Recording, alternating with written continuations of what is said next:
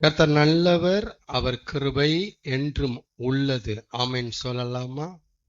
கர்த்தர் நல்லவர். சங்கீதம் 117 2 வாசிக்கலாம். சங்கீதம் 117 2.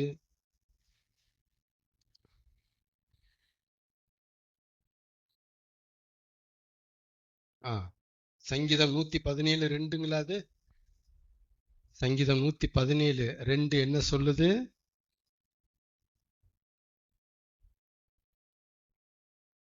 நம்முடைய தேவன் நம்ம மேல வச்ச கிருபை பெருசு.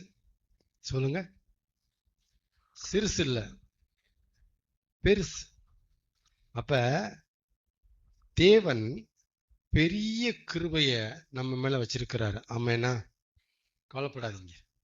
நம்ம மேல தேவன் வச்ச கிருபை பெருசா இருக்கு. அதனாலதான் சின்னவனா இருக்கிற நாம நிக்கிறோம் இன்னைக்கு. ஆமென். கர்த்தர் நல்லவர். யோபுவின் சரித்திரம் 13ஆம் அதிகாரம். யோபு 13 எடுங்க.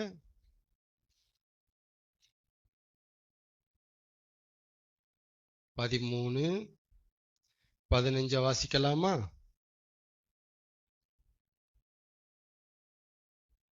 என்னை படைத்தவர், என்னை இம்மட்டாய் ஆசீர்வதித்தவர், நான் வணங்குகிற அவர் என்னை கொன்று போட்டாலும் அவர் மேல் நம்பிக்கையாய் இருப்பேன். ஆனாலும் என்னுடைய நடவடிக்கைகளை, என்னுடைய எண்ணங்களை, சிந்தனைகளை, யோசனைகளை, என்னுடைய குணங்களை அவருக்கு முன்பாக ரூபகாரம் பண்ணுவேன். ஆமென் சொல்லலாமா? அவர் என்னை கொன்று போட்டாலும் அவர் மேல் நம்பிக்கையாய் இருப்பேன்.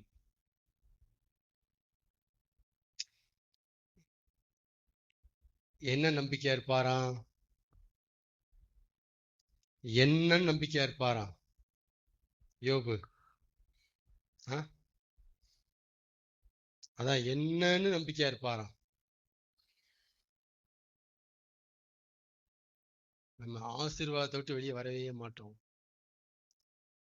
இந்த ஆசீர்வாதம் நம்மளை பிடிச்சி வச்சிருக்கு. அவர் என்ன சொல்றாரு? அவர் என்ன கொன்னே போட்டாலும், அவர் என்னை, அந்த வேலை நல்லா சொல்றாரு கவனிங்க. அவர் என்னைய கொன்னே போட்டாலும் அவர் மேல நான் நம்பிக்கையா இருப்பேன். அப்படின்னா யார் கொல்றது? கர்த்தர் தான் கொல்றாரு. கர்த்தர் என்னைய தொண்டைய பிடிச்சி நெரிச்சு கொன்னே போட்டாலும்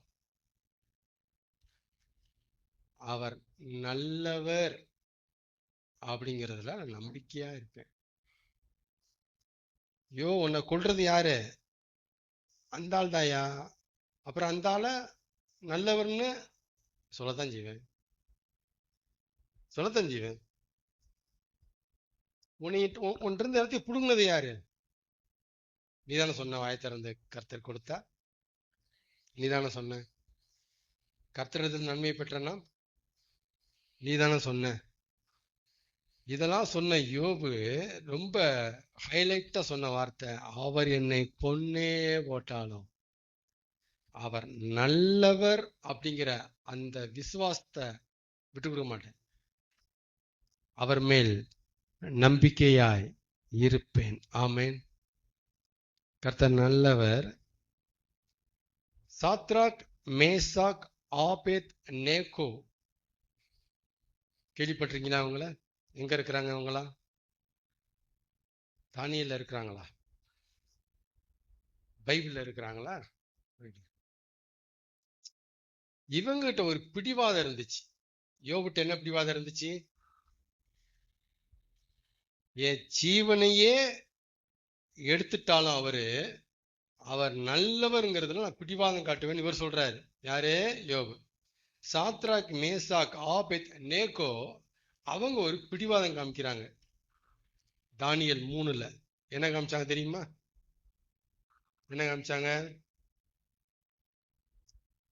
நாங்கள் ஆராதிக்கிற தெய்வம் எங்களை தப்புவிக்க வல்லவராயிருக்கிறார். எடுத்தவங்க வாசிங்க, தானியேல் 3ஆம் அதிகாரம். அவங்க என்ன பிடிவாதம் காமிச்சான்னு பாருங்க. தானியேல் 3, அவங்க காமிச்ச பிடிவாதத்தை பாருங்க. 3 எத்தனை வசனம்ப்பா? 17ஆ 16ஆ? நாங்கள் எத்தனை வசனம்? 17ல வருது. நாங்கள் ஆராதிக்கிற எங்கள் தேவன் எங்களை தப்புவிக்க வல்லவராயிருக்கிறார். இங்க பாரு ராஜாவே, நாங்க கும்பிடுற தெய்வம், நாங்க வணங்குகிற கடவுளு சக்தி உள்ள கடவுளு, துடியான தெய்வம். என்ன தெய்வம்? துடியான தெய்வம். அவரு எங்களை தப்புவிக்க சக்தி படைச்சவரு. நீ முதல்ல தெரிஞ்சுக்கோ ராஜா, முதல்ல தெரிஞ்சுக்கோ. நீ நாங்க கும்பிடுற கடவுளை பத்தி முதல்ல என்னன்னு தெரிஞ்சுக்கோ. அவர் துடியான கடவுளு, எங்களை தப்புவிக்க வல்லவரா இருக்கிறாரு. எங்கெங்க தப்பிப்பாரா? எரிகிற 7 மடங்காகட்டும் 17 மடங்கா இருக்கட்டும், எரிகிற அக்கினி சூளைக்கும் ராஜாவாகிய உம்முடைய எண்ணத்துக்கும் கைக்கும் நீங்களாக்கி விடுவார். சூப்பரா பேசுறாங்கல்ல, விடுவார். இதெல்லாம் எங்க பேசுறாங்க? மைக்கு பிடிச்சு பிரசங்கம் பண்ணல. யாரு இவங்க? மைக்கு பிடிச்சு பிரசங்கம் பண்ணல. எங்க பேசுறாங்க எல்லாம்? இதெல்லாம் ராஜா சமூகத்துல, சபையில, அவையில மந்திரிமார்கள் பிரபுக்கெல்லாம் உட்கார்ந்துருப்பாங்க. அங்க உட்கார்ந்து இவங்க அடிமை ராஜாட்ட பேசுறாங்க. தப்புவிக்க வல்லவராய் இருக்கிறார், தப்புவிப்பா. இது வரைக்கும் சூப்பரா சொல்லிட்டாங்க, வைராக்கியமா சொல்லிட்டாங்க. சரிங்களா? இப்ப 2வது சொல்றாங்க பாருங்க. என்ன சொல்றாங்க? சப்போஸ் ஒருவேளை உங்க கைக்கும் எரிகிற இந்த அக்கினி சூளைக்கும் சப்போஸ் எங்களை விடுவிக்காம போனா, எங்களை தப்புவிக்காம போனா, எங்களை கண்டுக்காம போனா, அதுக்காக நாங்க அவரை சந்தேகப்பட மாட்டோம். அதுக்காகலாம் நாங்க அவரை மாத்த மாட்டோம். ராஜா, முதல்ல இதெல்லாம் நீங்க புரிஞ்சுக்குங்க ராஜா. எங்க நினைப்பு என்னன்னு புரிஞ்சுக்குங்க, எங்க விசுவாசம் என்னன்னு புரிஞ்சுக்குங்க. தப்புவிச்சா மட்டும்தான் எங்களுக்கு கடவுள் கிடையாது, தப்புவிக்கலனாலும் அவர் தான் கடவுள் சொன்னாங்களா இல்லையா? அப்படிதான் சொல்றாங்க. ஒருவேளை தப்புவிக்காமல் போனாலும் நாங்க கடவுளை மாத்த மாட்டோம். நீங்க கடவுள்ட்டு கும்பிட சொல்றீங்களே, அத கடவுளை ஏத்துக்கவும் மாட்டோம். இது கடைசியா முடிங்க. அங்கதான் கோவம் வருது ராஜாவுக்கு. இது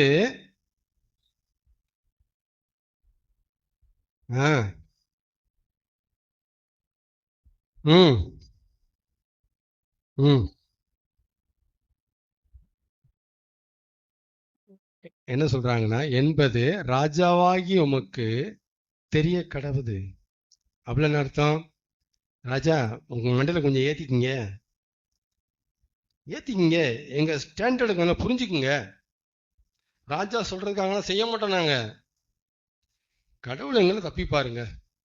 ஆனா தப்புவிக்காம போனாலும் நாங்க கடவுளை மாத்த மாட்டோம். அப்ப இவங்க எதுல பிடிவாதம் காமிச்சாங்க? அவர்தான் கடவுள்.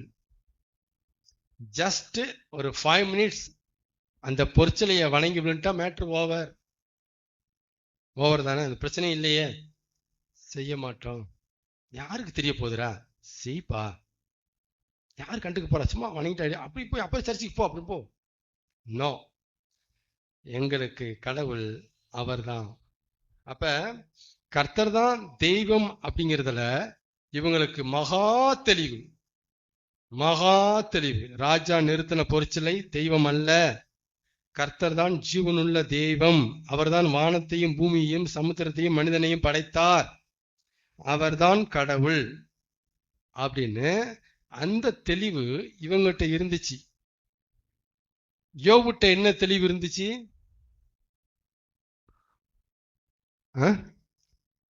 அவர் நல்லவர், கொடுத்தாலும் நல்லவர், எடுத்தாலும் நல்லவர். புரியுதுங்களா? யோபுட்டு இருந்த அந்த பாயிண்ட் ஆஃப் வியூ, புரிதல், சாத்ராட் இருந்த புரிதல் ரெண்டுமே வேற வேற. ஆனா ரெண்டுமே பிடிவாதம் காமிச்சாங்க. பிடிவாதம்னா அப்படி ஒரு பிடிவாதம். சாத்ராக் அவங்களுடைய பிடிவாதத்தை பார்த்து பரலோகமே எந்திரிச்சு நிக்குது. என்னடா அப்படி பேசுறீங்க? கடவுளை நீங்க பார்க்கவே இல்லையடா. நாங்களாவது பார்த்துட்டு இருக்கிறோம் பரலோகத்துல, நீங்க பார்க்கவே இல்லை, இப்படி காட்டுறீங்களாடா பிடிவாதத்தை. பரலோகமே வியக்குது. ஆமே, இது ஒரு எக்ஸ்ட்ரீம். ஆனா என்னத்த பண்ணினாலும் அவர் நல்லவர்ங்கிறத ஸ்டாண்டர்ட் விட்டு வரமாட்டேங்கிறது இன்னொரு எக்ஸ்ட்ரீம். நமக்கு கிட்டத்தட்ட முதல் பாயிண்ட்ல நம்ம மார்க் வாங்கிடுவோம், ஏறக்குறைய. எதுல வாங்கிடுவோம்? என்ன ஆனாலும் கர்த்தர் தான் கடவுள், நாங்களா கும்பிட மாட்டோம், நாங்க அதெல்லாம் சாப்பிட மாட்டோம் பிரதர், நாங்களாம் இயேசுவை வணங்குறோம் பிரதர். இதுல கிட்டத்தட்ட மார்க் வாங்கிடுவோம், பாஸ் மார்க் வாங்கிடுவோம். எதுல ஃபெயில் மார்க் வாங்குவோம்? எதுல ஃபெயில் மார்க் வாங்குவோம்? கர்த்தர் நல்லவரா? அவர் நல்லவரா இருந்தா ஏன் இது நடக்குது? எனக்கு ஏன் இந்த கஷ்டம்? நம்ம இதுல தான் ஃபெயில் மார்க் வாங்குவோம், அதுல பாஸ் மார்க் வாங்கிடுவோம். ஆமேனா? நிறைய முட்டை மார்க் வாங்கியிருக்கோம். அதனாலதான் ஆண்டதெல்லாம் பேசுறாரு. யோபுட்டு இருந்த ஃபெய்த்தும் அவசியம், சாத்ராட் இருந்த ஃபெய்த்தும் அவசியம். ரெண்டுமே இருந்தா தான் வண்டி ஓடும். ஆமேனா? கர்த்தர் நல்லவர். என்னை கொன்னு போட்டா மட்டும் இல்ல, கவனிங்க, என்னை கொன்னு போட்டா மட்டும் இல்ல, என்னை நரகத்துக்கே அனுப்புனாலும் நீங்க நல்லவர் தான். எப்படி? புரியல என்ன சொல்றேன்ட்டு? என்னை கொன்னு போட்டா மட்டும் இல்ல, என்னை நீங்க நரகத்துக்கே அனுப்புனாலும் நீங்க நல்லவர் தான் ஒருத்தர் பிடிவாதம் பண்ணா அவனை பிசாசு என்ன செய்ய முடியும்? இதுக்கு மேல அவன் என்னதான் செய்ய முடியும்? என்ன சொல்லணும் புரியுதுங்களா? இந்த எக்ஸ்ட்ரீம் உங்களுக்கு புரியுதுங்களா? ஒண்ணுமே செய்ய முடியாது. அவனை என்ன செய்ய முடியும்? திரும்ப திரும்ப நல்லவர் தான் சொல்றான்.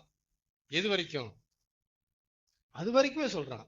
இங்க கொண்டாலும் சரி, மறுமையில என்னை தூக்கி உள்ள போட்டு கொண்டாலும் சரி, அவர் யாரு? நல்லவர் தான்ங்கிறதெல்லாம் மாத்திக்க மாட்டேறானா? அவனை என்னதான் செய்ய முடியும்? என்னதான் செய்ய முடியும்? யோபுட்ட பிசாசு வச்ச டெஸ்ட் என்னது?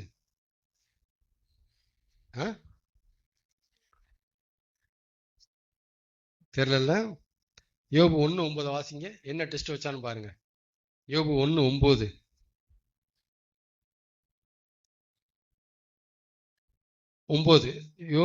யோபுவின் சரித்திரம் 1ஆம் அதிகாரம் 9ஆம் வசனம். அதற்கு சாத்தான் கர்த்தருக்கு பிரதி உத்தரமாக,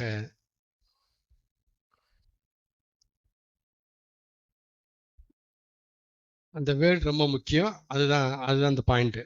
யோபு விருதாவாகவா தேவனுக்கு பயந்து நடக்கிறான்?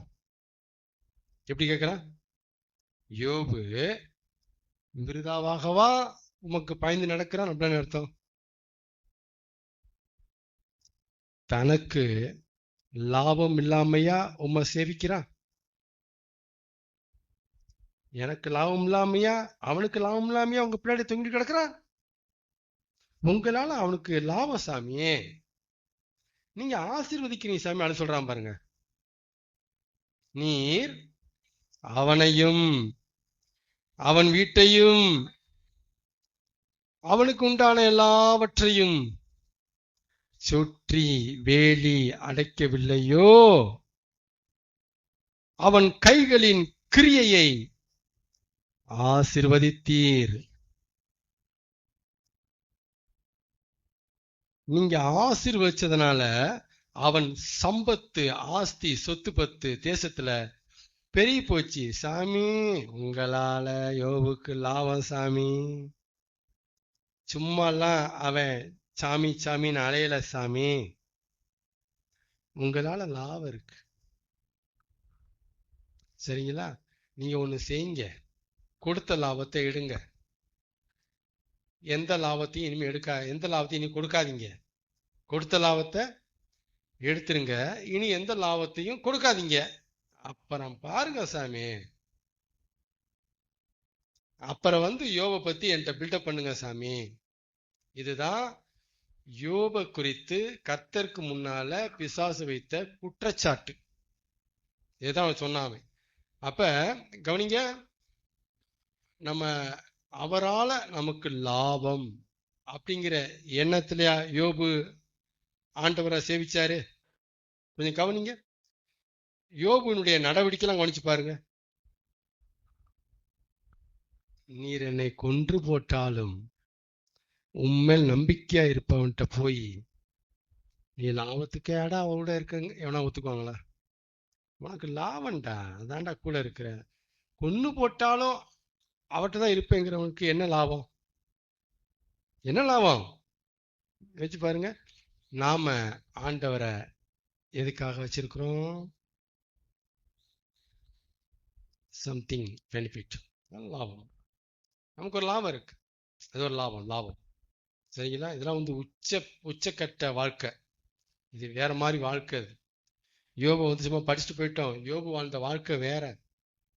யோபு தேவனை புரிஞ்சு வச்சிருந்ததும் யோபு தேவனோட வாழ்ந்ததும் வேற. அதுதான் யோபை தொட்டு பாடுறான்னாரு தேவன். தொட்டு பாடுறான். ஏய், அங்கங்க போகாத, இவனை தொட்டு பாரு. இல்ல பாரு, ஒன்னும் நடக்காது, நீ பாரு போ அப்படின்னாரு. ஒன்னும் பண்ண முடியலையே யோப. கர்த்தர் நல்லவர். நல்லது நடக்காட்டினாலும் என்ன பிரதர், வாழ்க்கையில ஒரு நல்லது நடக்க மாட்டேங்குது. குடும்பத்துல ஒரு நல்லது நடக்க மாட்டேங்குது. நல்லது நடக்காட்டினாலும் நல்லதுக்காகத்தான். ஏத்துக்க முடியுதா மனசு? ஒண்ணுமே நடக்க மாட்டேங்குது குடும்பத்துல. நல்லது நடக்காட்டினாலும் நல்லதுக்காகத்தான் நடக்கல. நம்பலாமா? நல்லது நடக்காதது எதுக்காகத்தான்? நல்லதுக்காகத்தான் நடக்கல. கெட்டதே நடந்தாலும் கெட்டதுக்காக நடக்கல, நல்லதுக்காகத்தான் நடக்குது. இந்த பார்வை புரியுதா? யோபுட்டே தான் இருந்துச்சு. நல்லதே நடக்கல பிரதர், நல்லதுக்காக தான் நடக்கல பிரதர். என்ன பிரதர் கெட்டதா நடக்குது? நல்லதுக்காக நடக்குது பிரதர், கெட்டதுக்காக இல்ல. ரோமர் 8:28. இந்த மாதிரி நீங்க பார்த்தாதான் யோபு மாதிரி கடைசி வரை நிக்க முடியும். இது யார் மாதிரியே நான் சொல்ற மாதிரியே பார்க்கணும். சூழ்நிலைகளை, சம்பவங்களை நான் சொல்ற மாதிரியே பார்க்கணும். இன்னும் நல்லதே நடக்கல வாழ்க்கையில, நல்லதுக்காக தான் நடக்கல, அப்படி போயிடணும்.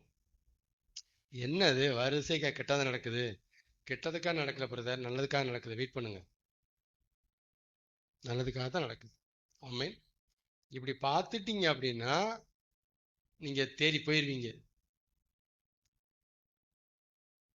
நம்புற மாதிரி இருக்கா?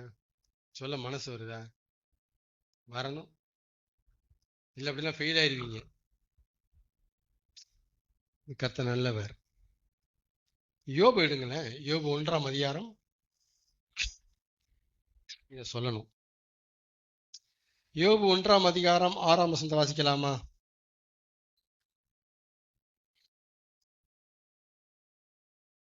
கரெக்டு.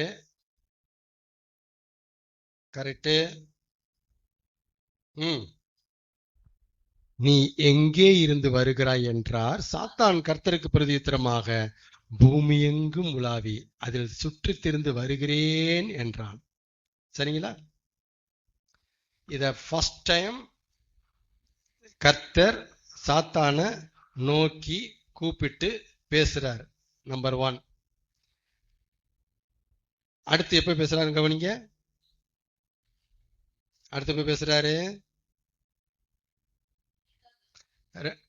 2ஆம் வசனமா? 2ஆம் அதிகாரத்துல பேசுறாரு பாருங்க. 1-2 வாசிக்கலாமா?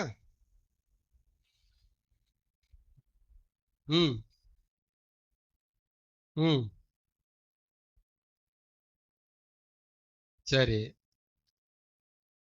ம் ம் ம் என்றான். இது ரெண்டாவது தடவை பேசிட்டாங்களா? சரி. மூணாவது தடவை பேசுனாங்களா? மூணாவது தடவை கர்த்தர் சாத்தான்கிட்ட பேசினாரா? பேசியிருக்காரா? ஆ? இல்லை. முதல் தடவை கர்த்தர் சாத்தானை கூப்பிட்டு பேசுறாரு. அந்த பேச்சினுடைய உரையாடல் எப்படி இருக்குன்னா, பந்தயம். யோபை கூட்டு வச்சுக்கிட்டார் நடுவுல. டே, பந்தயம்டா, பந்தயம்டா, பாரு இவன் பாருடா, என்னோட போக மாட்டேன்டா. பந்தயம் கட்டுறியா? பாரு. பந்தயம் கட்டுறேன், நான் சொல்றேன் செய்யுங்க, இப்ப போவான் பாருங்க அப்படின்ட்டு எல்லாத்தையும் எழுதி சொல்லிட்டான். எடுத்தாச்சா? சரி. பந்தயத்தில் ஜெயிச்சது யாரு? கர்த்தர் ஜெயிச்சிட்டாரு. ஜெயிச்சிட்டாரு. ஏன்னா கர்த்தர் கொடுத்தார், கர்த்தர் எடுத்தாருன்ட்டாரு. அப்ப கர்த்தர் விட்டு போகல யோபு. அப்புறம் வராரு. என்னடா இப்ப என்ன? ஆ, இதெல்லாம் தந்துருவாங்க.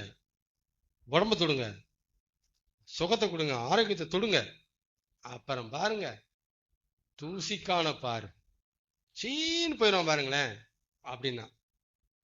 அடுத்த பந்தயமாடா, அடுத்த பெட்டா, இந்தடா உயிரை தப்ப விடு, என்ன பண்ணிட்டு போ. பந்தய பொருள் யாரு? பந்தயம் வைக்கிறது யாரு? சரி, என்ன பந்தயம் நடந்துச்சா? இப்ப ஜெயிச்சது யாரு? கர்த்தர் ஜெயிச்சாரு. சரி. ஃபர்ஸ்ட் ஜெயிச்சது யாரு? ரெண்டாவது ஜெயிச்சது யாரு? ஃபர்ஸ்ட் ஜெயிக்கும் போது கர்த்தர் அடுத்து வந்தாரா சாத்தானை பார்க்க? ஃபர்ஸ்ட் கர்த்தர் ஜெயிச்சிட்டாரு பந்தயத்துல.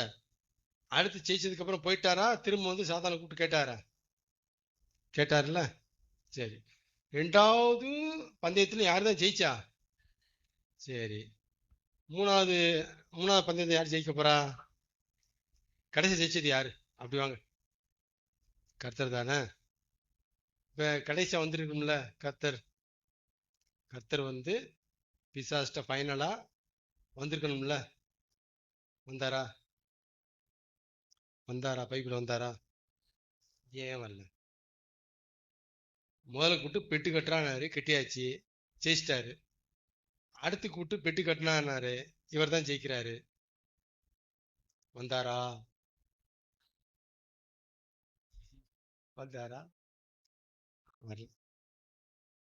இதெல்லாம் ஒரு ரகசியம். வந்தாரா? வரல. பாத்தீங்களா? கவனிங்க. ஏங்க திரும்ப ஃபைனலா யோபுட்ட பேச வந்தாரு கடைசியா? யோபுட்ட பேசி ரெடி பண்ணி ரெட்டத்தனையும் ஆசீர்வாதம் பண்ணாரு.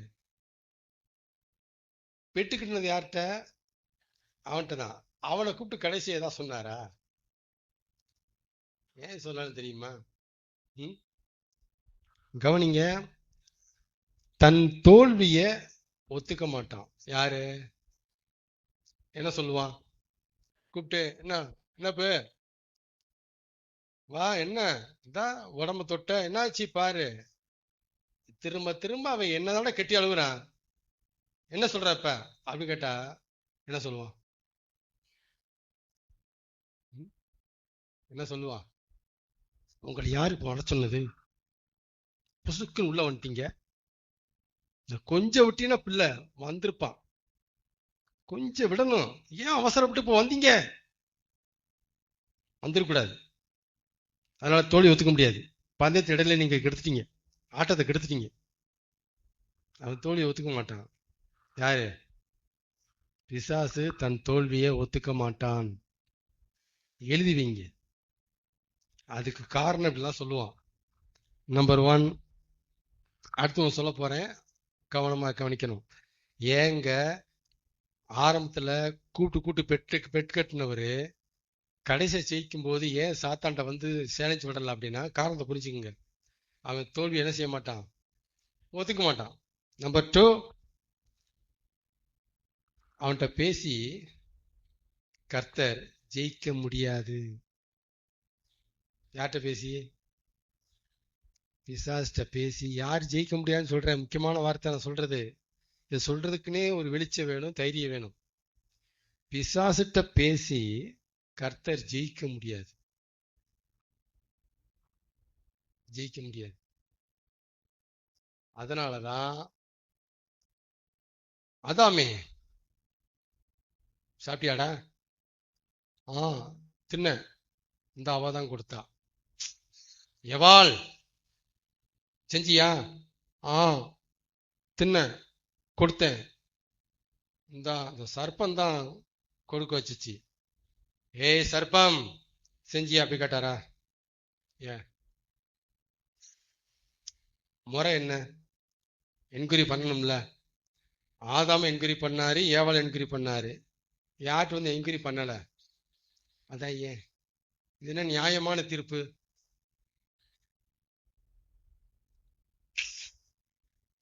அப்படிதான் எல்லாரும் சொல்லுவோம்.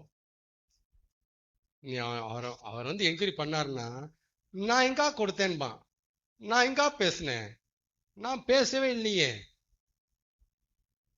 பொறுப்பு இருக்கான்னு கேட்பான். பொறுப்பை காமிச்சாருன்னா, அந்த பொறுப்புல இருக்குது நான் இல்லையே, அந்த வீடியோல இது கிராபிஸ் பண்ணிருக்கேன்பா. புரியுதுங்களா? அதனால அவன்கிட்ட கர்த்தர் பேசி ஜெயிக்க முடியாது. அவன்கிட்டயே பேசி ஜெயிக்க முடியாதுன்னா கர்த்தர் அவன் பிள்ளைகள்கிட்ட யாரா பேசி ஜெயிக்க முடியுமா? ஜீசஸ் பேசி ஜெயிச்சாரா? ஜெயிச்சிருக்கிறாரா பைபிள்ல? ஜீசஸ் 8:44 யோவான்ல சொல்றாரு, நீங்கள் உங்கள் பிதாவினுடைய இச்சையின்படி செய்கிறீர்கள், நீங்க மனச கொலைபாதகனா அவன் இருக்கிறான் அப்படின்ட்டு இவ்வளவு பேசுறாரு. கொஞ்சம் கூட இயேசு சொல்றாரு, நீங்க பிசாசோட பிள்ளைய அப்படி சொல்றாரு. சொல்லி முடிச்ச 2ஆம் வசனத்திலேயே உங்க அப்பா தான் பிசாசு, நீ பிசாசு இவங்க சொல்றாங்க. படிச்சு பாருங்க, அப்படிதான் இருக்குதுல. நீங்க பிசாசின் பிள்ளைகள்னா நீதான் பிசாசு அப்படி சொல்லியிருக்கிறாங்க. ஒத்துக்க மாட்டாங்க. இயேசு ஜெயிக்க முடியாது. அதனாலதான் ஜெயிக்க முடியாதனாலதான் நோ என்கொயரி, டைரக்டா ஜட்ஜ்மெண்ட், தீர்ப்பு உடனே சொல்றாரு. புரியுதுங்களா? இப்ப பிசாசுடைய குணம் தெரிஞ்சுதான் என் ஸ்டேஜ்ல அவனை மீட் பண்ண வரல. ஏன்? அவன் தோல்வியை ஒத்துக்க மாட்டான். 2வது, அவன்கிட்ட பேசி இவர் ஜெயிக்க முடியாது. அதனாலதான் நேரடியா யோப டீல் பண்ணிட்டு போயிட்டே இருந்துட்டார். நம்ம யோசிக்க வேண்டிய இடம் அது. என்னன்னா இவர் தான் ஆரம்பிச்சு வச்சாரு, பந்தய கட்டினாரு, முதல்ல வந்தாரு, 2வது வந்தாரு, ஃபைனல் ஆட்டத்துக்கு வரலையே. ஏன் வரல? கவனிச்சோமா? வரமாட்டார். ஆமீன். தேவனால ஏன் பிசாசை நேசிக்க முடியல? முடிப்போம். தேவன் என்னவா இருக்கிறார்? அன்பாகவே இருக்கிறார். தேவன் அன்புள்ளவர், சரிதானா? தேவன் அன்பாகவே இருக்கிறார், அன்பின் உருவமாக இருக்கிறார். ஏன் தேவனால பிசாச நேசிக்க முடியல? ஆக்சுவலா எல்லாமே டிப்ஸ் தான். இன்னும் டாபிக் உள்ள போகல, 1/2 மணி நேரம் ஆயிட்டது. இதெல்லாம் டிப்ஸ் தான், உள்ள போகல நம்ம. பரவாயில்ல, எது வரைக்கும் போதோ போகட்டும். ஏன் தேவனால பிசாச நேசிக்க முடியல? அன்புள்ளவர் தானே, இரக்கமுள்ளவர் தானே, மன்னிக்க தயை பெருத்திருக்கிறவர்ல. சொல்லுங்களேன், ஏன் அவரால் நேசிக்க முடியல? ஏன் பாசம் காட்ட முடியல? ஏன் அன்பு செலுத்த முடியல? ஏன் முடியல?